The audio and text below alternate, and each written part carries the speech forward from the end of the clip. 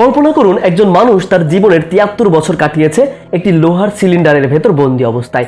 না, এটা কোনো সাইফাই মুভি না, এটা বাস্তব। আর সেই মানুষটার নাম ছিল পল আলেকজান্ডার। ১৯৫০ সালে আমেরিকায় ভয়াবহভাবে পোলিও ভাইরাস ছড়িয়ে পড়ে। তখন পলের বয়স ছিল মাত্র ৬ বছর। একদিন খেলতে খেলতে হঠাৎই জ্বর আসে, আর মাত্র ৬ দিনের মধ্যেই গলার নিচে থেকে তার পুরো শরীর প্যারালাইজ হয়ে যায়। এমনকি তার ফুসফুসও কাজ করা বন্ধ করে দেয়, অর্থাৎ সে নিজে থেকে শ্বাসও নিতে পারছিল না। তখন তাকে রাখা হয় একটি ভয়ঙ্কর দেখতে মেশিনের ভেতরে, যার নাম আয়রন লাং মেশিন।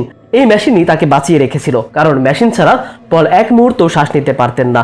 ভাবতে পারেন, একটা মানুষ বছরের পর বছর একই মেশিনের ভেতরে শুয়ে জীবন কাটাচ্ছে। কিন্তু এখানেই গল্পটা এক্সট্রা অর্ডিনারি, কারণ পল কখনো হাল ছাড়েননি।